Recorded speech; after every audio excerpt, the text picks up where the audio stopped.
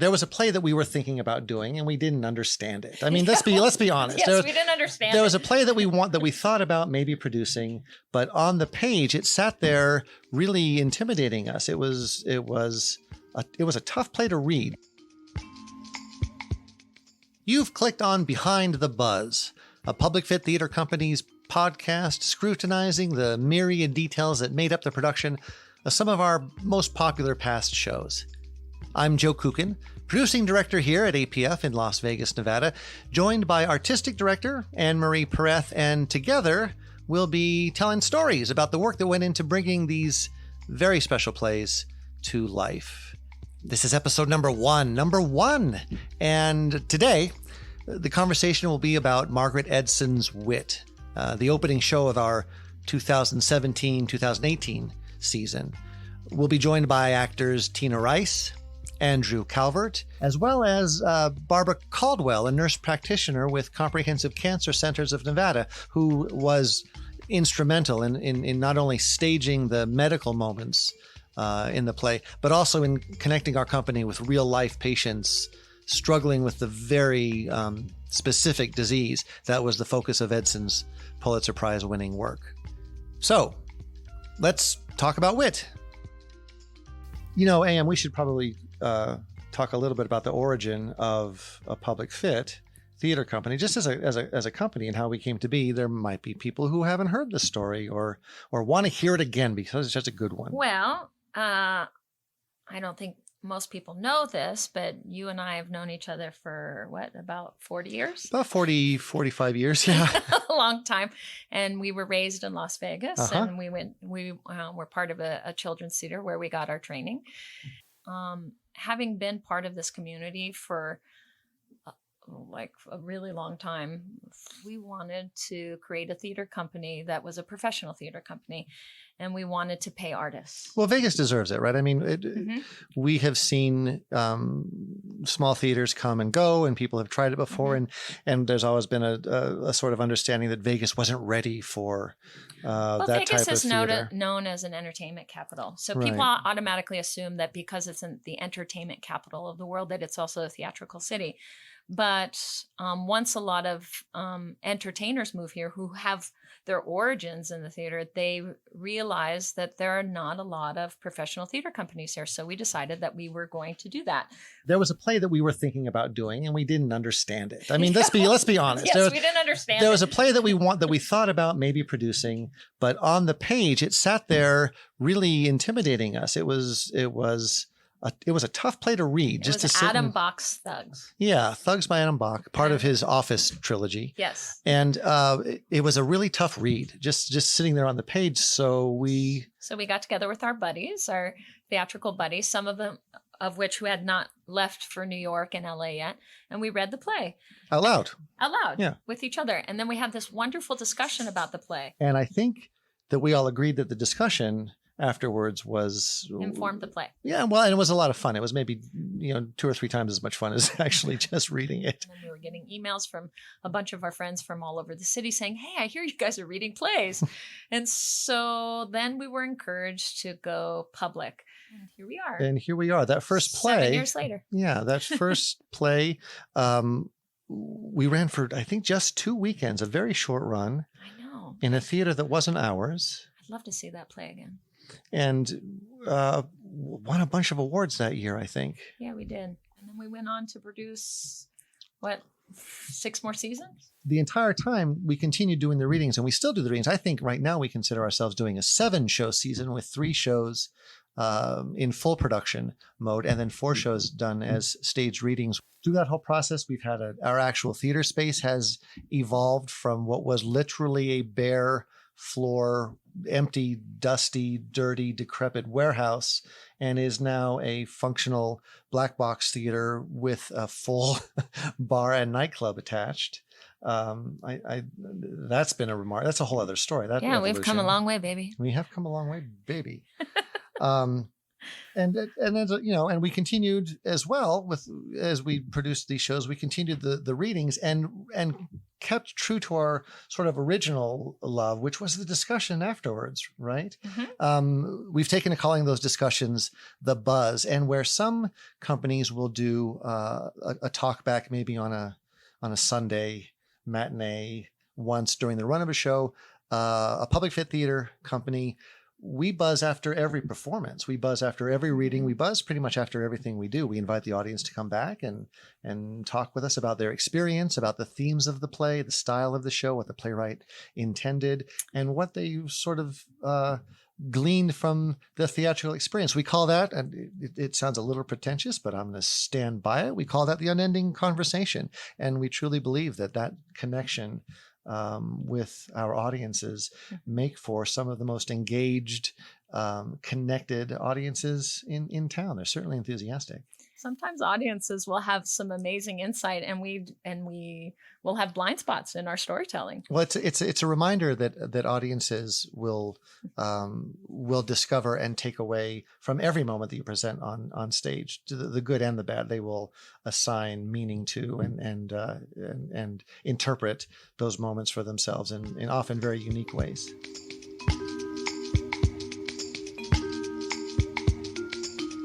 So, let's talk about Wit. Henry, you want to tell us about Wit, what it's about, and a little bit about its history?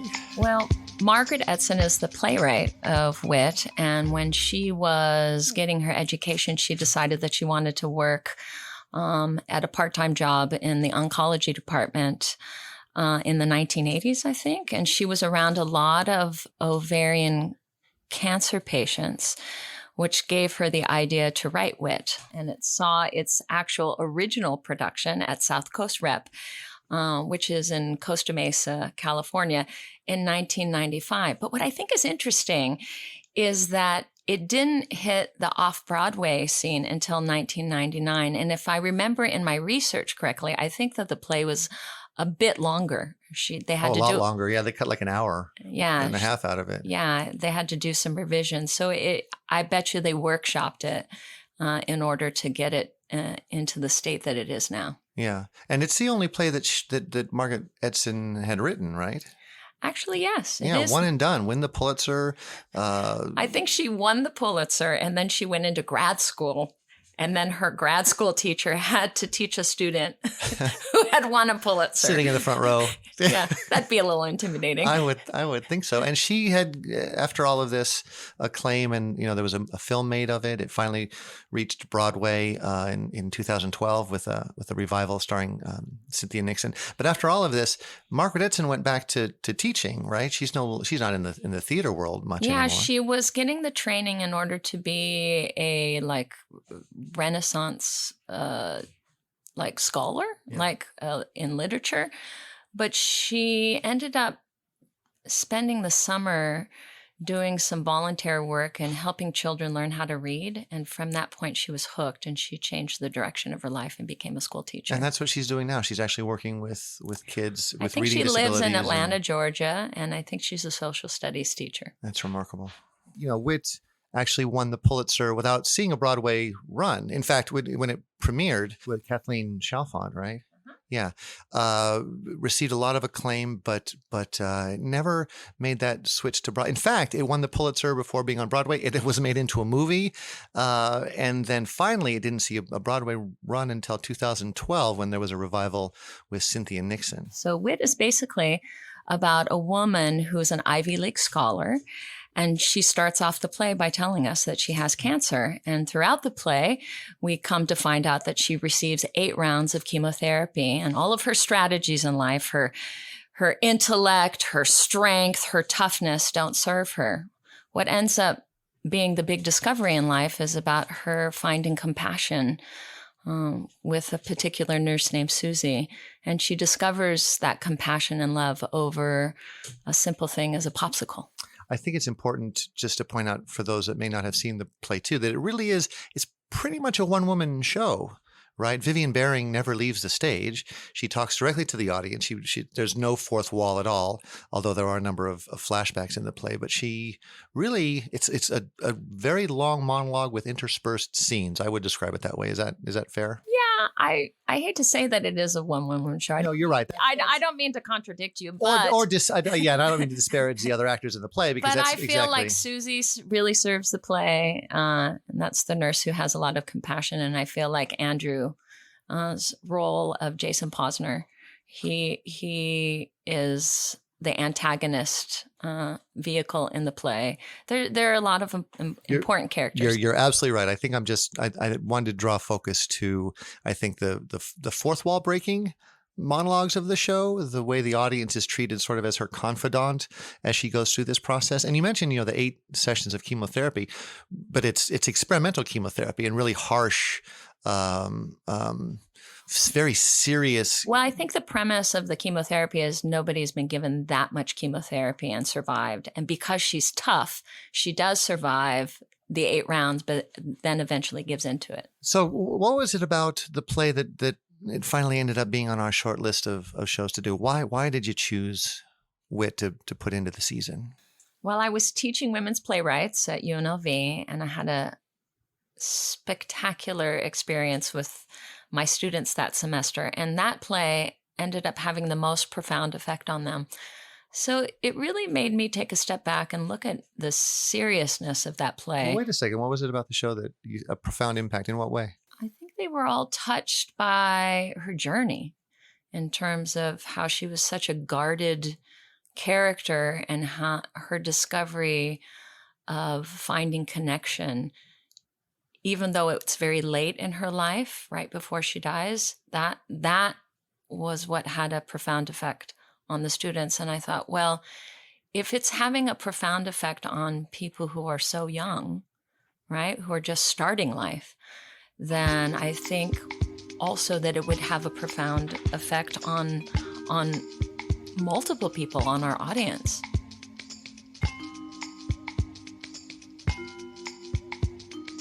Hi, Anna Marie. It's Ginger calling. Sorry to call so late. We thought we would be able to go come to the thing tomorrow night, but the second treatment has really been a lot tougher on me, and I am at day 11, and days 10 to 14 are when your platelets and white counts go down the lowest, so I'm really not supposed to be around anybody. So I had talked to my new chemo nurse today, and I got, this is the second treatment. I'm going to do 6, or I'm going to try to do 6. So, after I met Barbara Caldwell, I asked her if there was a particular patient that I could have a closer relationship with that wouldn't mind, maybe this is the wrong word, but mentor me through this process of ovarian cancer. And so she introduced me to Virginia Tangadol, Gigi. Ginger, right. She has a bunch of names, and rightly so, because she is just a bigger than life person. And so I met her, and it was my understanding that she had stage 4 ovarian cancer, and she had been battling this for quite some time. And so they were trying out another round of chemotherapy on her, and that didn't really work. So they were trying out some alternative medicines in order to extend her life so that she could have some quality of life before she went. She had the most profound effect on me just because of her not being scared of life. Like, she took all of these really difficult situations in her life and she took them head on. And she was a brave and courageous person. And now she was in this particular situation where she had ovarian cancer, and she didn't let ovarian cancer take the spunk out of her. And so through my process of getting to know Gigi, she taught me all these profound lessons about how to live life on a daily basis, how to die. She paved the way. She provided a model for me, because we're all going to die. I thought, well, if I ever get ovarian cancer, if I ever get a particular disease, I'm going to die going out like a ball of flames like this particular woman, because she just was the epitome of like vibrant, electric, on fire love. And that fiery love attracted all of these people into her life. So unlike Vivian Baring, she didn't die alone. She died surrounded by a glorious army of friends.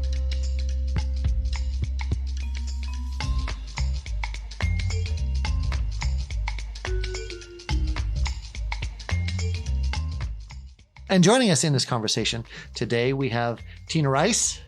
Hi, Joe. Hi, Tina. Thanks for coming. Tina is actually, as well as being a member of the acting company of a public theater company, Tina also serves as our CFO. You're a numbers nerd.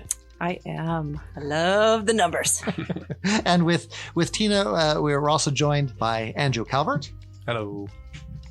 That's all you got? What would you like me to say? That's enough. So Andrew Calvert is a member of our acting company, and he's also on our staff. He serves as our volunteer coordinator. So if you get a wild hair up your butt and want to come volunteer for any of the backstage work with Public Fit, reach out to Andrew and he'll set you up. Indeed. Yeah.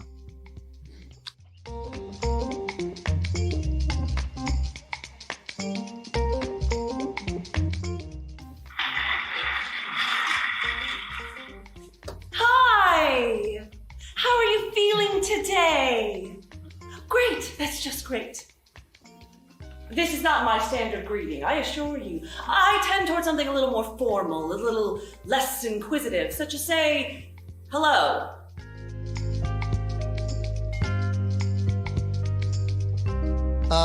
So let me first introduce Tina Rice. You had the very daunting task of playing the lead, Vivian Baring in Wit.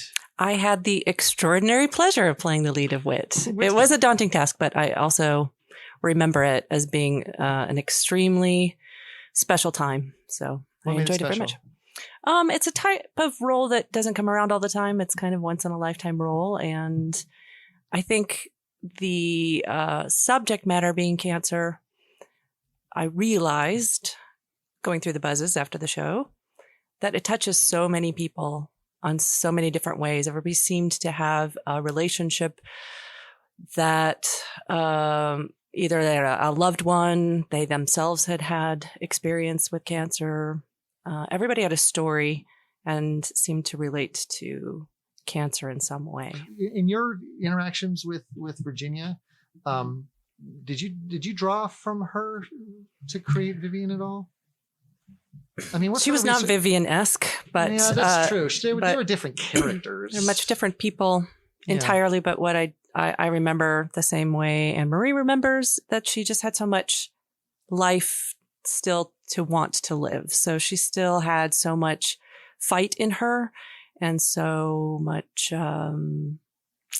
fire and pep, and she had a really good positive attitude. And so I don't think that the biggest thing for me that I took away from her was that nobody goes into the experience, I don't think, unless you're really depressed, wanting it to end. I think you all go in with that glimmer of hope and optimism that you're going to come out on the other side. I just remember that she was there the day that you had your head shaved, because you didn't do that yourself. First of all, were you nervous about shaving your head? No, I wasn't at all. Really? Yeah, really. The only thing that I kept hearing was, it's not going to grow back. But I kept thinking, are you guys insane? And nobody, of course hair grows back. That's the most ridiculous thing. But it did. Like, there's a little guy in the back of your brain going, no, you might be bald forever. So who is bald forever with, I mean, obviously, yes. With my clear, you are. Yes, the example of me is not a very good one. But clearly I couldn't even get it bald enough some nights because I have such thick, coarse very, very resilient follicles I wanted that just you to want to wax keep it. growing. You were really stubborn. I You would remember just- you're like, oh my God, it's so cold. It was very breezy. It was very breezy. Well, tell me. So we had a woman come in to a professional hairdresser, in this case a hair undresser, to come in and shave you down like a sheep. We had you Yeah. shorn like a piece of livestock. What was that first razor stroke like? It's just, to me, it was, God, this is really, there's this line, right? That people had this experience and lost their hair and were traumatized by it. That's why I keep bringing it up, because that's supposed to be the standard. So I don't mean to be flippant about the fact that, yeah, my hair was gone, but at the same time, of all of the things that play was, that part just didn't scare me at all. I was so much more scared about so many other things about that production that the hair part was really just the thing that helped me release and identify and, get a little bit more into that character. And actually, for that period of time, it's extremely liberating. I highly recommend it to go bald just once, because you don't really get that opportunity. So I've enjoyed it myself. Yeah, I have enjoyed it. Well, you had, so the very, do you remember the it was either, I think it was Wet Tech, wasn't it? Our first Wet Tech rehearsal. We broke for lunch. What Yeah. do you Okay, want to tell that story? This one time I shaved my head, and it was Wet Tech for Wit. And so we had, I don't know, an hour for lunch, for dinner break, or whatever the break was. And it wasn't a long time. And so we visited one of the neighboring restaurants, and we're on a timeline. So we knew that, cause we have a very, very, very strong stage manager who's going to make sure that we're back on time, or we're going to hear about it. So we had a lovely dinner lunch, and it started to take a long time. It started to take a long time for the food to come. It started to take a long time for things to, and then the bill, and then to settle up. Well, of course, I am bald now, and I think I had put a cap on. Yeah, but you also had. And then I had the lead. So the thing that the port, that medication is dispensed into a patient's body, is then attached to this lead that is exposed, and that allows the person to easily tap into the port to the body to give you medication. So they don't have to keep poking you with a needle. So I had this thing. It wasn't real, obviously, but it was taped to my body, and I think the lead was poking out the top of my shirt, and I wasn't even thinking about it. I wasn't at all. And so I try to go to our server, who's very sweet, and I say, "Oh, we really have to go. We kind of have to go. I'm so sorry. Can we go ahead and get our bills? And wherever we are in our meals, we just got to dash real fast." And so she starts to bring everybody's check, and I notice she hasn't brought mine, and I'm like, "Oh my gosh, we're going to be in so much trouble. I'm going to get in trouble from my stage manager." So I go to her, I'm really, really sorry, but I still haven't got my bill yet, and I need to get back. And so I just wonder if I could. She goes, she paused. She put her hand on me. She said, "Don't worry about it. It's taken care of." And I'm just racking my brain, going like, what is she talking about? I don't know what you're and then I start to piece everything together, because I'm smart, that, I'm bald. I've got some medical thing popping out my shirt. I look like I'm sick, and she's doing me a solid by buying my meal. And I felt terrible. And this is the best part, and why I'm going to hell is because I couldn't do anything about it. We were so late, and I had to leave. We all did, and everybody was paying, and I was just like, "Oh, okay, thanks." So I basically just lied to that server that I had cancer. But this was so Wet Tech, just to be a big nerd for a second. Wet Tech it's wet because the actors are involved. Dry Tech is a tech without actors that we just run through the cues. But the Wet Tech is where the actors are involved. So this was the first time you'd been on stage with all of the lights and the tech coming together. And then and that's literally 1 week before the show opens, right? 5 days. And I just remember in this time with this huge line load that you had for the next 2 days, you just fretting about whether you could go back to the restaurant. Oh, I know. And pay the bill and explain to them why you dined and dashed. I know. And I never did. I never did. Oh my gosh. It's and by the time I did go back, that server wasn't there, and she's not going to give two toots about who I am or what I'm doing or let's care not about name my the restaurant. But I felt horrible, but I did realize obviously at that moment that I looked like I might have cancer. Did that give you any inspiration or confidence that you were headed in the right direction? Yeah, it did color, I guess, the way that I really needed to be careful about the way I presented myself going forward. So we're looking back at this 3 years past now, and it was a very successful production for us at APF, and it got you a lot of attention. You received a Vegas Valley Theater Award for Best Actor that year, or Best Actress that year. I guess we're still gendering actors as Best Actress that year. Yeah. Yes. And I think you got a mention in from NPR or from the Desert Companion. Is that right? That is correct. I think it was Actress of the Year. Yes, Actress of the Year. Sing it loud, lady. So looking back, what do you consider like the triumphs of that show for you personally? Do you feel a triumph? Do you look back at that with pride? And oh my gosh, I do. I do. For me personally, I don't know necessarily always what the experience is like on the other side. However, aside from the personal reward of doing that kind of part, there was the very visual and palpable experience from the audience for this particular production. I had friends come see me who probably hadn't seen me before, who were bawling after the show. And I don't necessarily, that's not the goal, to have people bawling after the show. But what I remember were some friends coming to me and telling me, I didn't know you had that to offer. I didn't know you were that. Can I interject? Yeah. Something just observing you with APF all of these years is once you did Vivian Baring, it seems like you built a foundation in yourself that any role that has come after that, you're like, well, I did Vivian Baring. And not that you are like, well, I got the rest of them, the rest are in the bag, but it made you more confident for future roles because it was such a monumental part. Yeah. What was your training? Where'd you go to school? I went to Webster University and studied in a conservatory for 4 years. For musical theater. Musical theater. Was that, you think that's why your friends might have been surprised because you weren't singing, I'm just a girl who can't say no. Commenting musical theater snots deep. I'm suggesting that the roles that you might have played in, Oklahoma. They're not. Okay.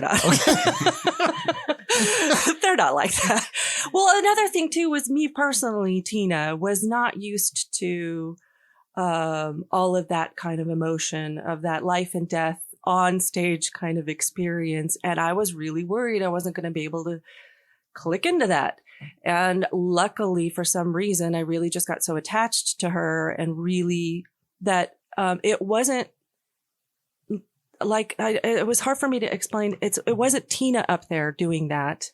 I wasn't thinking about my dead dog, and I wasn't trying to come up with some machination to get me to an emotional place. I really did feel for the first time as an actor, and it only took me 40 something years, but I really did feel like it was a manufacture of the process and me connecting with who that character was and the language and the circumstance and the story. And so it wasn't a chore necessarily. I was worried that I wouldn't be able to get there all the time, but it wasn't a chore. It was actually very cathartic and interesting and mentally challenging and emotionally a ride. And I really kind of weirdly enjoyed it. I didn't realize that your dog died. I'm sorry. I'm sorry to hear that. He didn't.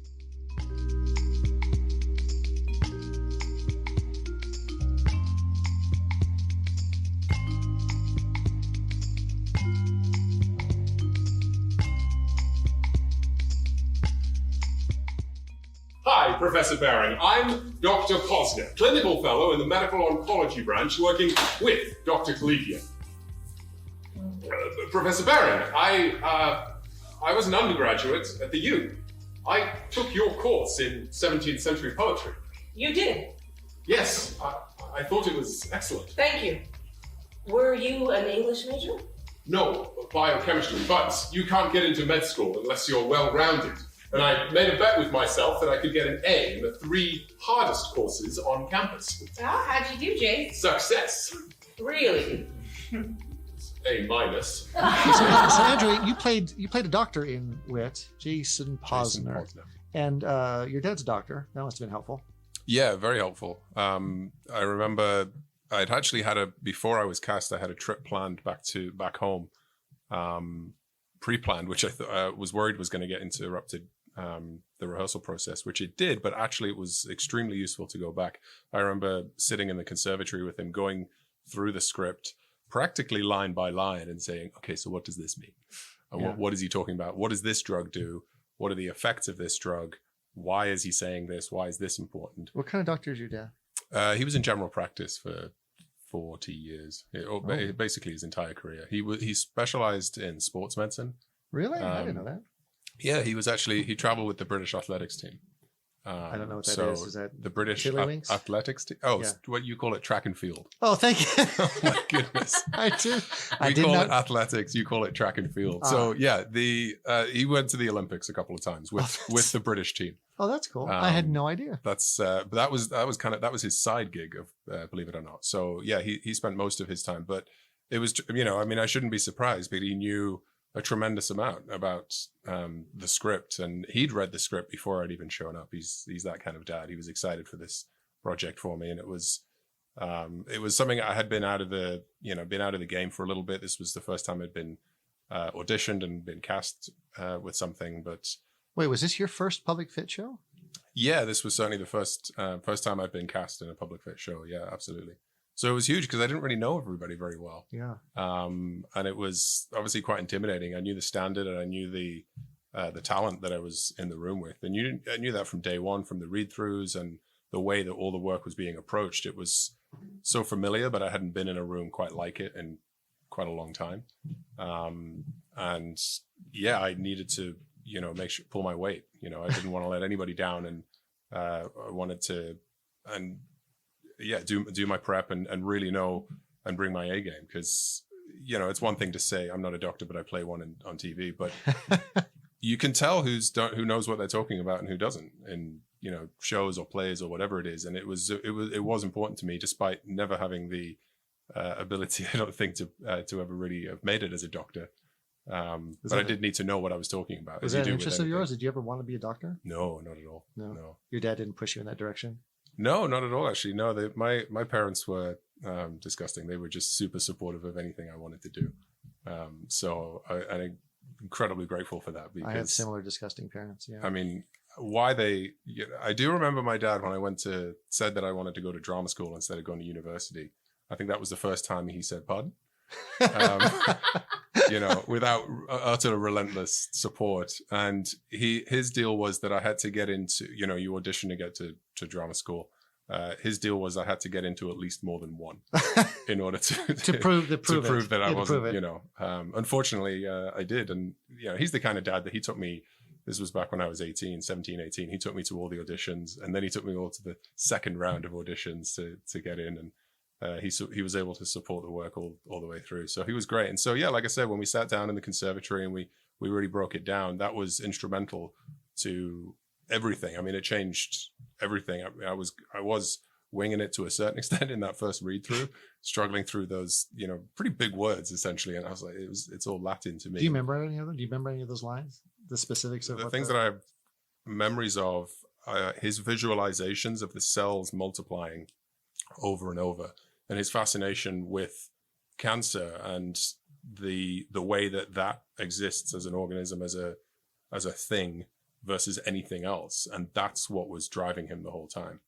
And a quest to find out why. Right. If I'm remembering correctly, Jason's more of a researcher. He's really absolutely focused on the Vivian Baring as a she's research. She literally says that in There's a towards line, the- yeah, she's research. She's research, She's and a this test argument subject. whether or not to resuscitate at the end. Well, this brings me to asking about. I mean, it's funny that we talk about that character in being very clinical and research oriented, because you had some. I mean, you were pretty uncomfortable with some of the sort of physical stuff you had to do as a doctor with at that time Tina as a patient. Yeah, I was more nervous than I was uncomfortable. Well, Jason was too, right? The character was just that nervous too. Well, it was just kind of going through to a certain degree, it was going through the motions. But yeah, it's never going to be fun to give a woman a pelvic exam. Well, Ted did. So you had to learn how to do that. I did kind of get over that, probably a bit too much and with confidence. I've since learned that while I thought I was being a respectful actor, I probably could have been a bit more gentle with those pelvic exams. Oh, is that true? As I went prodding around. He wasn't shy. He went right in. So what does that mean? Well, my hand was under the sheet. I couldn't actually His hands tell are very where her large. Well, all we saw from this end was a sheet and stuff moving under the sheet. I never knew that there Yeah, was. Well, I but don't know if you can see through sheets, but No. I don't think Andrew can either. Oh No. So I mean, I knew I was prodding, but I thought I was definitely prodding on her, around the stomach. And I think it's called a bimanual. that's right, bimanual. It was called a bimanual. Yeah, because it involves two hands. Mm-hmm. Right. Mm-hmm. And this was your first that time right? working together. You two had really. I mean, you were essentially strangers. Well, what was tricky about Wit, though, from like my perspective, and indeed the rest of the cast, like the ensemble that we were able to work with, was phenomenal, and especially the med students. I think those, to me, with the side of Tina, of course, pointing out the obvious, those were such the stars of the show because they made the show happen. We had a good cast of actors in roles like myself and Barbara and Marcus and Sabrina, of course, but the med students, not only did they play multiple different characters themselves, but they were also moving around furniture all the time. And as much as Tina never left the stage and was, constantly on, they were also on, because as soon as they left the stage, they were getting ready for the next scene change that they were going to be a part of.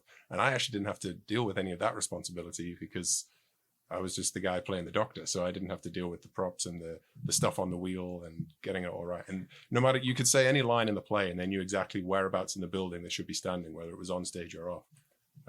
They were great. Back to the pelvic exam, because I love me a pelvic exam. I think part of being uncomfortable was okay. So if there was something about it that was uncomfortable, that was supposed to happen. And so I didn't bother with us getting comfortable with it because it needed to be. Well, I think it's terrible. not more than okay. I think it's important. I Yeah, think so it that's needed part to of- be awkward. It needed to be terrible. He wasn't good at his job at that time. Well, He not just wasn't- that. One, if maybe you forget Tina, but he's actually a former student of hers in the play. Right, and he's a former student. Jason is a former student of Vivian's, and this pelvic exam comes on the heels of him going on about how much he respects her and enjoys her work and what great class she gives. Now, spread your legs. Here I come. Yeah, he wants to impress her in that moment. Yeah. Yeah. I'm always impressed with nurses and doctors who have that ability and to make the distinction between the person as a gentle soul and the person is, for lack of a better word, an object who has to be prodded, who has to have blood drawn from them, who has to have blood pressure taken. And you grab the wrist and you hold the arm out and you wrap the cuff around the arm to get the blood pressure. Those are not that you're necessarily being treated like me, but that was the theme of the play, wasn't it?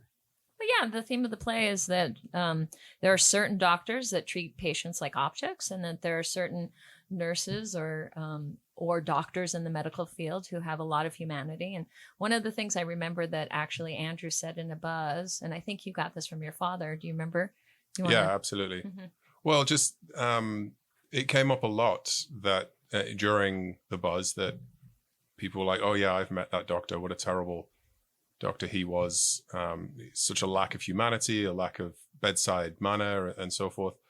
And it's true. A part of what they're saying is certainly true, that his bedside manner was horrendous. But it was something that my dad pointed out that I took to heart and challenged people with as well. Do you want the doctor that's going to save lives, or do you want the doctor that's got the great bedside manner? Now, in a perfect world, of course, we would have both. But and I would defend the character to a certain extent in that way. He was so driven by the science and wanting to the quest to discover and learn and know what essentially has been baffling doctors for years and years now, and no one's figured it out. No one's really gotten much further. He does have a great monologue where he extols the virtues of cancer in a pretty enthusiastic way. Yeah, that was really fun. I was able to it was the one time in the play where I kind of got to come to life a little bit, and I was zooming around on the chair on wheels. There's so much of the furniture and props were on wheels. It was a lot of fun, and that was another example of and that, as I say, that was a great example of what was driving him the whole time. But I think you're begging the question. I mean, I remember your dad saying that, but I think that begs the question that those two things are mutually exclusive and they cannot coexist. That you either have the doctor who is full of great bedside manner, or you have the doctor that saves your life, and that somehow it's impossible for those things to coexist. And I don't understand that. I don't understand why that would be. I don't think it's impossible, but it's just simply not required. If given the choice. Yeah, given the choice, sure, it's nice. But you know what? I was also surprised too, like in The Buzz, that people, for me, I'd rather have the doctor who would save my life because life is so important, but people would choose to be cared for with compassion over having their life extended.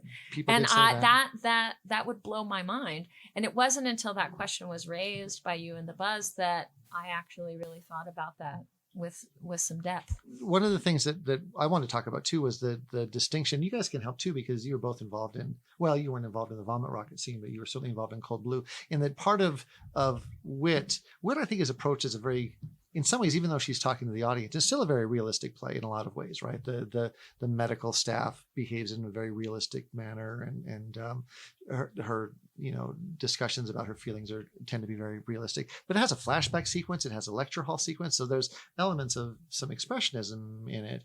And we had decided early on. So I had this idea about when she was vomiting in the show that I didn't want it to be her just vomiting in one of those containers that you get at the hospital. I wanted emesis basin. Yes, I wanted it to reflect what was happening on the inside, just like in terms of emotionally and mentally. And to me, the only thing that I could relate to is that moment, like when the room starts spinning, right? And you feel out of control, or your mouth starts to get really acidic, right? And you feel like you're losing it. I wanted that to be expressed physically. So I didn't know, I imagined that gurney being spun around this way. And so we had a rehearsal. I remember that rehearsal, just passing Tina around the room, throwing her, spinning her in the gurney. And she was a good sport. Yeah. Was it? Did you ever get nauseous at all? Was it ever? Okay. Nah. I don't Yeah. She loves roller coasters. And then, so there was like this big thing, like this big swirl tornado thing, but then it ended up getting distilled down to this very simple idea. I remember you got pushed forward and then got pushed back and then turned around. It was pretty simple, and but it was beautiful to me. And because I'm a dancer, I was like, oh, that's such a beautiful way to express such a awful moment. And so that kind of stuff gets me really excited in the theater. You want to contrast that with the Code Blue scene? Oh, Code Blue was a nightmare. Code Blue is the moment where Vivian Baring dies, right? And so they call it Code Blue, and that's when all of the hospital workers who are involved in that particular moment come in, and they either decide to resuscitate or not resuscitate. And in the hospital, it's a whole team. They have a Code Blue team that's and they come in with all this equipment, and it's like and I don't know if that what actually happens in a hospital, but we had like 6 people, and there's all these certain lines given in the circumstance that we have to pay attention to, and we didn't know what we're doing because we're not hospital staff. So Joe and I usually are pretty together when we're blocking something. Like, ideas come to us really quickly, but we would work on that scene. We worked on it twice, and we would get nowhere. And part of it too was the timing. I mean, there was a lot that had to happen. Yeah. Yes, a lot of specific things that individual performers had to do at specific times with lines on top of it. And then you had this sort of, it's not really a sub story, but part of the story of the scene is your character, Andrew. Jason comes in and tries to resuscitate her during all of this as well. What I did appreciate is the theatricality of those types of moments that broke up what could have been a really dry, because of all of the language and because all of the things that are difficult, the medical terminology and things that can come across as really dry, those theatrical moments, the vomit rocket and the code blue and all of the things that the ensemble would do to create a flashback or the space or whatever, really made such a difference. And I didn't feel alone on stage. I always felt supported, and I always felt like... In fact, I don't know if you remember this, and I think it made you crazy. We rehearsed with the ensemble for 3 weeks before we even rehearsed with you very much. We're like, oh, no, Tina's fine. And so you were working by yourself quite a bit because we were setting up like the scaffolding for you to come into rehearsal. Do you remember that? Yeah. You sort of sat on the sides going over your lines. Yeah. Yeah, well, I was going to circle back to when we were talking about, I didn't really know Tina very well and giving her a pelvic exam. I knew the ensemble pretty much better because we had off time off stage, right? We had breaks in between scenes or even in rehearsals. But one of the fundamental things about this show is that Vivian Baring never leaves the stage, which is huge. So all those kind of downtimes when you might be getting to know each other or splitting between it, like Tina was just always working, and the rest of us were off stage. So I really didn't get to know you till much later, like well after the show. I knew you on a pelvic exam basis, but nothing more. What else you need to know, really? Yeah. That's the basis of any good relationship. And everybody as well, everybody kind of made sure that you gave you your space as well. But I'm glad that you felt supported by the ensemble because everybody was doing it. But that's the best thing about theater, though, right? When a play can take on a life of its own, fast, and as it did in The Buzzers, and it has an effect on people that they're talking about it years later. It's not about us anymore. So yeah, it can be very wanky to sit around and talk about plays and talk about the moments and memories and whatever. But theater is at its best when it takes on a life of its own, and it's not about anybody that did the production anymore. It's about the play and the way that people remember it going forward. We say this at the end of every buzz. I tell people that we learn something new about the show every time we have a buzz, and every time we chat with audiences and hear their reactions to things. Those conversations are some of the most important work that we do. It really, really was for the audience to process, and it really was for them to figure out what had just happened or how it impacted them or what they were thinking about. There were so many things that I learned from that I could tell they were bringing their experiences to the table, and it really, really was about how did that impact them and why sometimes their stories of why, that touched them so much. We started a lot of those conversations by asking for a raise of hands about people who either had or knew someone very close to them who had been affected by cancer, who had cancer.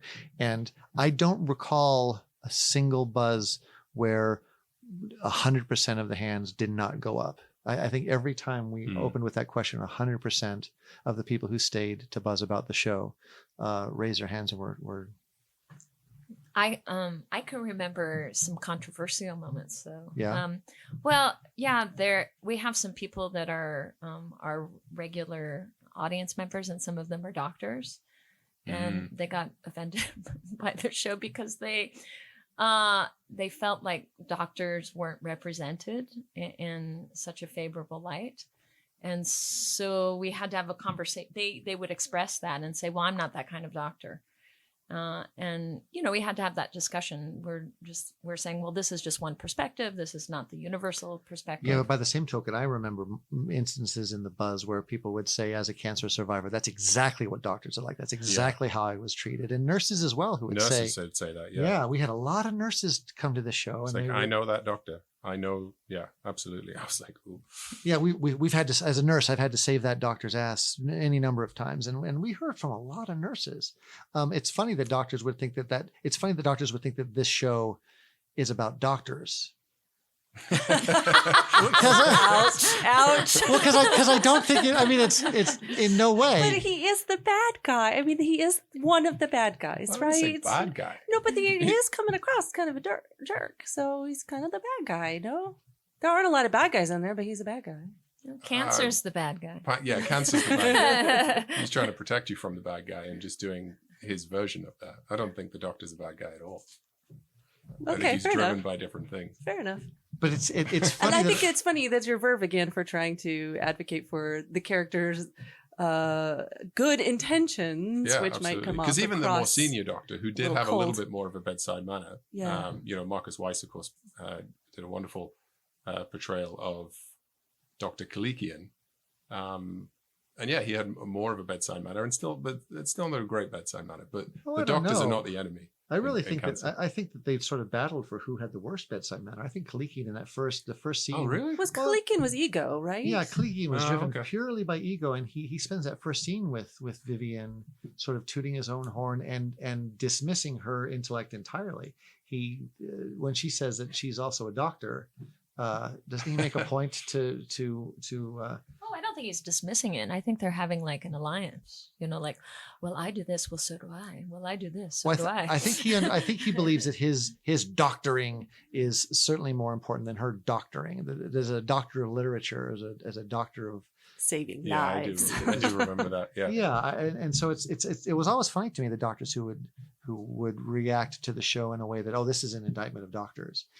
Because I don't know that I don't think that or someone's experience as going from tremendous sickness into death is a commentary on doctors. Or I think that maybe there is that stereotype for a reason, right? There that personality being traded for a reason, because it does exist, and maybe the doctors are trying to combat that with that response of that's not me.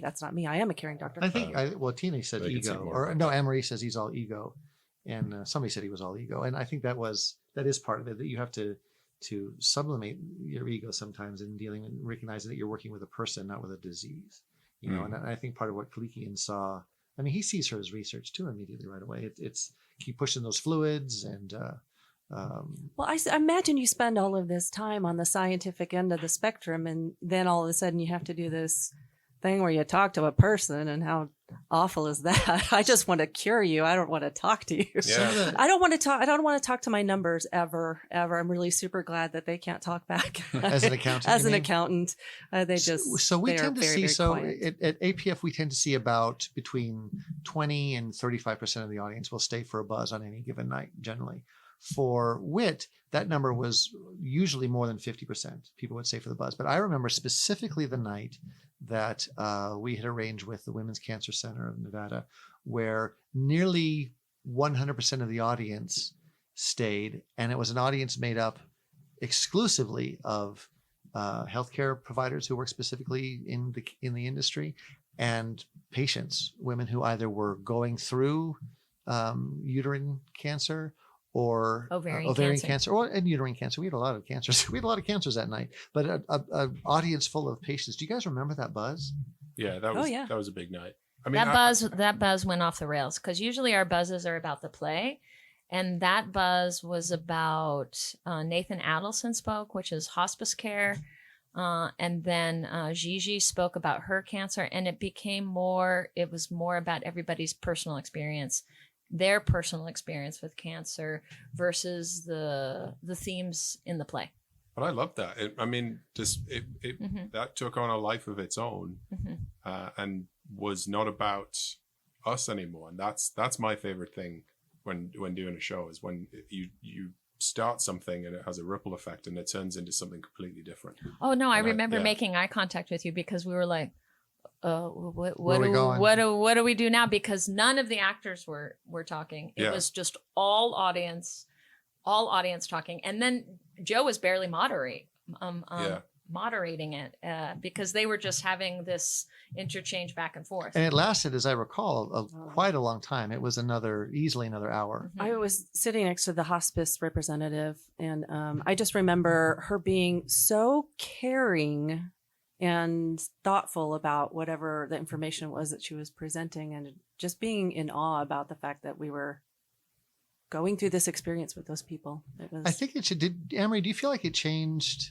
I mean, for me, I feel like it's changed a little bit of what sort of impact I want theater to have. Because I think. Well, prior to this experience, and I know we mentioned this earlier with the Rosie story, we always used to just do plays, right? And I would even say in rehearsal, like my big shticky thing would be like when an actor was becoming very nervous, or I say this in class, I'd say, "Oh, it's not cancer," but this time it was cancer. Right. And so this play taught me that we have to spend more time understanding other cultures. And it's not just about putting on a play. It's really understanding the different pockets of humanity and having more empathy for those pockets. Yeah. And that's what wit did for me as a person. And I think you can take that lesson, I think, and ascribe it to any play. I think moving forward in the productions that we do, I think you've carried that attitude forward, I think. Well, I try. Yeah. I like that, as many other companies refer to it as a talk back, but it's always most interesting to hear from the audience. And we always learn, as you say, over and over, we always learn something new from the audience. But that particular show, it was my first show with the company. And we've done many buzzes. I've been a part of many buzzes since then, but those were definitely the most about hearing from the audience and it being the least about the actors on stage.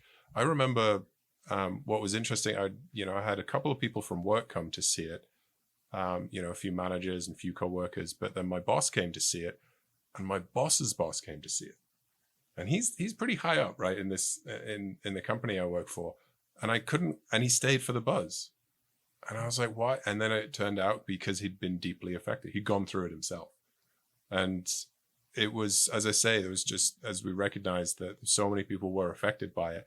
And it was the best kind of show for me because it wasn't about the actors that were doing it and how we learned all those lines or how we got the, hospital bed to turn into a vomit rocket. That wasn't, it became about something else. And I think people took something away from the show that meant something to them. And everybody processed it in a different way, depending on what they'd been through. Some weren't able to stay for the buzz. I had a friend who came who had been through an experience within 12 months, and I was super worried about them coming, but they was determined to support me. But she chose not to stay for the buzz because, as I say, she had to deal with it in her own way. But those are my memories from all those buzzes. Well, I think that's why we do it. Those conversations. If you're not having those conversations about theater, what's the point of doing it?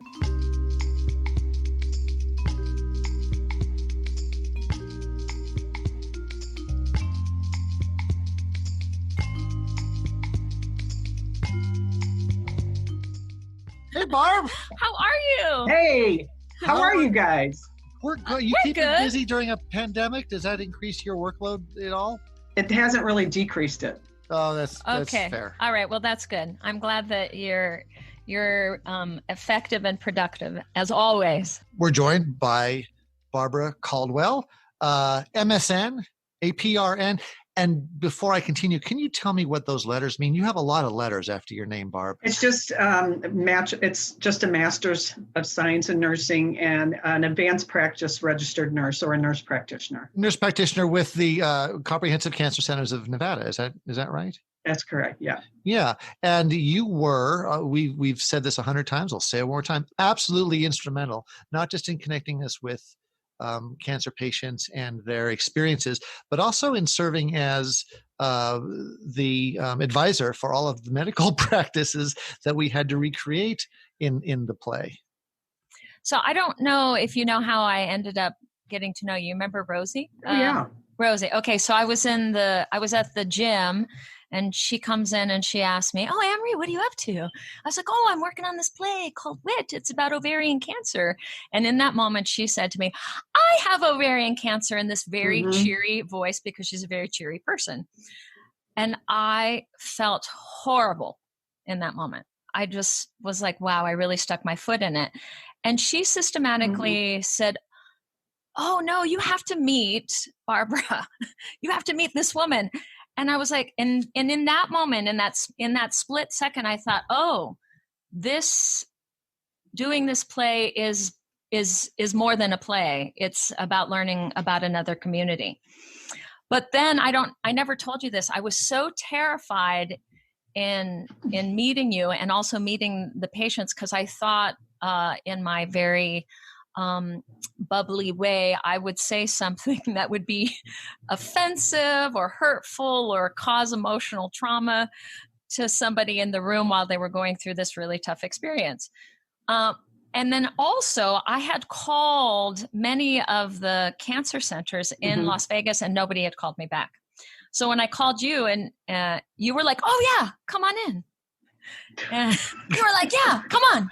And I was like, oh, it was really refreshing. We never had that sort of experience before. How did you key in on, I mean, you were the one who introduced Anne-Marie to Virginia Tengadal, to Ginger Tengadal.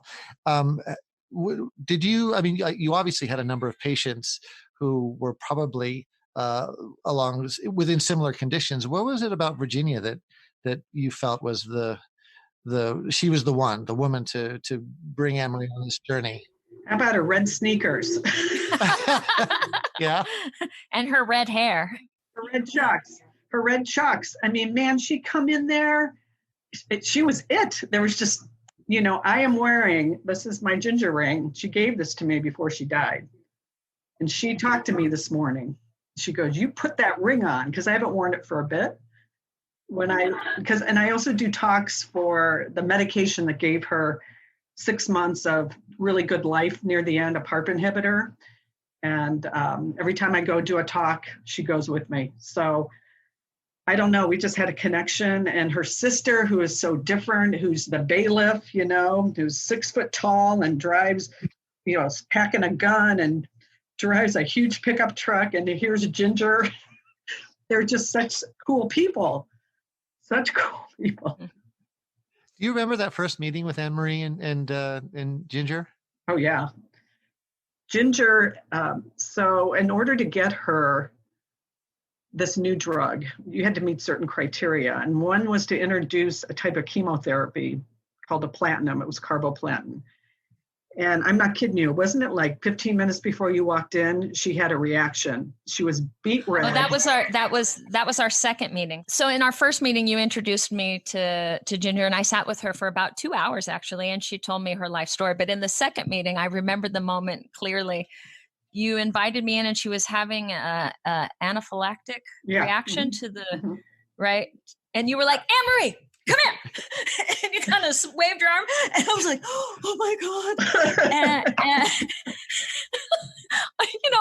I'm a person in the theater. I am not in the medical production. She's like, and you were like, no, I want you to see this right now. And I don't know if this is too much information, but she had the colostomy bag. Yeah. Right? Mm-hmm. And she was afraid it was going to burst because of the reaction. Right? Yeah, she gave it a name. What was it? Flossie. She named her Flossie. The colostomy bag was Flossie. And yes, who can't love Ginger? Who cannot love her? She's forced to reckon with. Did she ever talk to you about the way she immersed herself in the process of the rehearsal process with WIT? We know that she had a bucket list. When we met her, she had a pretty extensive bucket list, and I think that we got added to that pretty quickly when she saw that she was doing. Did you guys ever have any conversations about her work on the play and with the play? It seemed to become a major part of her life for a short time. She had people coming from out of town. Oh, it was a major part of her life. And remember all those people who flew in from the Dakotas, who were her kind of extended family. She grew up in a really dysfunctional family. And apparently one of the relatives, I don't know, was mom, dad, were really into the fracking, the stuff we don't like with the oil. And she and her siblings inherited rights to those, and they were making a lot of money. Yeah. Yes. Near the end, she bought herself that little white Mercedes. Yeah. And moved from California here so her sister could help take care of her through this whole process. So, Yeah, all those people flew in. And then her doula, her death doula, who you met. Yeah. Mhm. Wasn't she there too? She was. From California. Yeah. Yes. It was just an incredible. And she had a pre-show party, right? Yes, So I met the Dakota friends. I met, because she lived in California, the Oceanside friends. Yep. And so I thought to myself at that party, I was like, wow, this must be a really special individual if her friends are willing to come see her and be part of a show that she's not even in, right? That she's just supporting, right? But it was about her journey. I mean, and yes. It represented everybody. Mm-hmm. It represented everybody. It was about everybody. So amazing. And to be part of that process, who gets to be part of that process? Coming from a medical standpoint, you're like freaking out coming into the medical. We're freaking out going into the theatrical. I'm going to bring up one of my favorite moments was the moment that you had with Andrew. Remember, he played the young doctor. He's supposed to give her a pelvic exam, yes. right? Isn't that like some form of a pap smear? You need to do a pelvic exam to do a pap smear. In other words, okay. You have to, insert whatever hands or speculum to get a pap smear, but that's all technically a pelvic exam. Yeah. So but he was specifically feeling for, in the play, at least in the context of the play, he was looking for tumors. Yes. He was looking for the tumor to try to feel. Yeah. And he was being very British about it, like being very reserved. You're and like, I go remember for it. you, you came in, you're like, no, you gotta like put your elbow into it.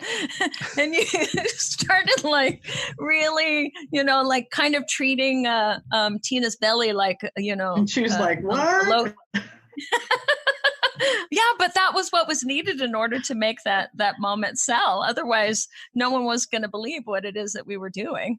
And there was a lot of little specific things too. I remember we didn't know how to hang the saline bag. We didn't know how to insert the what is it called? Catheter. Yeah, we didn't, which is a thing. And I remember you had to, there was all the disinfectant and, there was another thing that I know it was a long time ago, but I don't know if you knew this, but we had worked on Code Blue, right? And Joe and I couldn't stage it. And it wasn't until you were there and we had chunked out Code Blue that we were able to stage that, because we didn't really understand what that particular process was like when a patient goes DNR.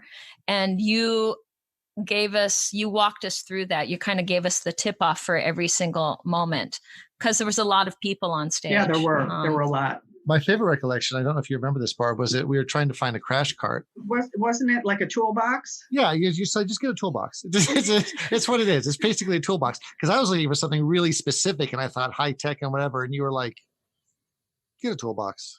I didn't know until we did WIT that ovarian cancer killed as many women. I thought breast cancer killed more women. I didn't know about that population. Yeah, breast cancer does kill more women, but it's 1 in 8 women get breast cancer, but 1 in 85 get ovarian. But the survival is way, way lower overall. Do as many women die of ovarian cancer now because of late detection? Yeah, we really haven't made a big inroad in being able to diagnose that disease early. Typically it's stage 3 or 4. What we've been able to do is prolong with these new immunotherapies. We've been able to prolong their life and give their lives a better quality, but we're not curing anybody. With ovarian cancer, once you get a reoccurrence, it then becomes a chronic disease. And we try to manage it like diabetes or hypertension so that person can live a decent life, but they're never going to be cured of it. Oh, see, it was my impression that because I think Gigi had ovarian cancer once, and didn't she? She was on probably 6 or 7 lines of chemo. So that's a lot. Yeah. Right. So, but she had a big, large space of time where she went into remission. So, is that true? Yeah. So typically, and I had a person in the yesterday, whose ovarian cancer followed the same thing. Actually, it was a young lady. It was her mother who died of ovarian cancer. So typically, they get their first line of chemotherapy, they go into a remission, and then there's a period of time. And it differs for everybody. For this gal, her mom yesterday, who was in her 40s, it was 4 years. Reoccurrence. Wow. So we know now that, okay, we treat them again, and then that survival now goes down to 2 years. They'll live 2 years in remission, and then it goes down to 1 year, and then it goes down. And that's what happens typically with this disease. I see. What's the challenge in why is it so consistently diagnosed so late? Because it's a rare cancer, and it's deep in the body, and the initial symptoms mimic typical GI problems, my colon, or I've got indigestion, or I've got this, or I'm bloated. It's that time of the month. People just don't think of ovarian cancer right away, much like pancreas cancer. That's also deadly and caught very late in the game. Well, you changed the way I look at theater. Really? And I just want to thank you. Oh, yeah. Before it was like, we're putting on a play. And yes, it's important. And yes, these stories are important. But then that experience helped me to realize that these other communities sometimes are overlooked communities. Like, Well, I'll just bring up one thing. So the COVID thing happened over spring break, right? For me.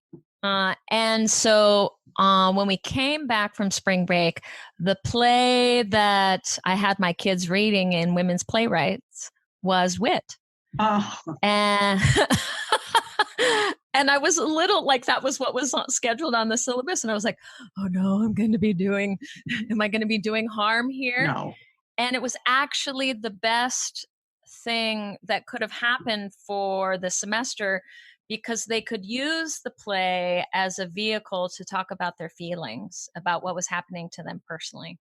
That's wonderful. And so, yes. And so that's one of the reasons why we had such a monumental experience with this particular production. And we had, it was, life-changing to meet you and Gigi. And so that's why we decided to open with this particular play as our first podcast. Yeah, I'll never forget that experience. I'll never forget you calling, coming in, supplies. That was just such an amazing, important chunk of my life too, and Ginger's and her sisters. Barb, thanks for doing this. Thank you so much for doing this. And my pleasure. You guys are the best.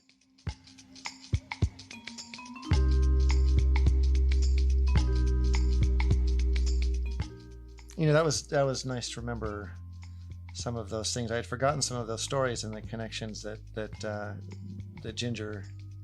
I love reliving the whole thing because it was such a beautiful process, and now, even though Ginger isn't with us anymore, I still get to think about her, and her memory is really alive. And also just getting to talk to Barbara and getting to talk to everybody about their process. And I've been telling people too, I've been telling people for a long time that, the real intimate connection that all of us had as artists with that community. But I've been speaking for other people. I've been speaking for our actors as well. I was talking about the connection that Tina had, the connection that Andrew had, without really knowing that it was true. So it's nice to see that I hadn't been lying all that time. Oh no, everybody has their own experiences and also things I hadn't heard before. I want to thank Andrew and Tina, Barbara, the memory of Ginger. Thanks everyone for showing up and reminiscing with us about this. But we're not done talking about Wit. In fact, next week we'll be talking about the very intricate language, not just in the play, but in Vivian Baring's specialty, which was the John Donne poetry that made up such a huge part of the show. And that's it for episode 1. If you want to hear more, if there's a memory you have about some of the shows you've seen at APF, we'd love to hear from you. You can also do us a huge favor and like us on Apple Podcasts or on whatever platform you use to listen to these podcasts. It really does make a difference. This has been Behind the Buzz with me, Joe Kukin, and Anne Marie Preth. And we'll see you next week. Bye.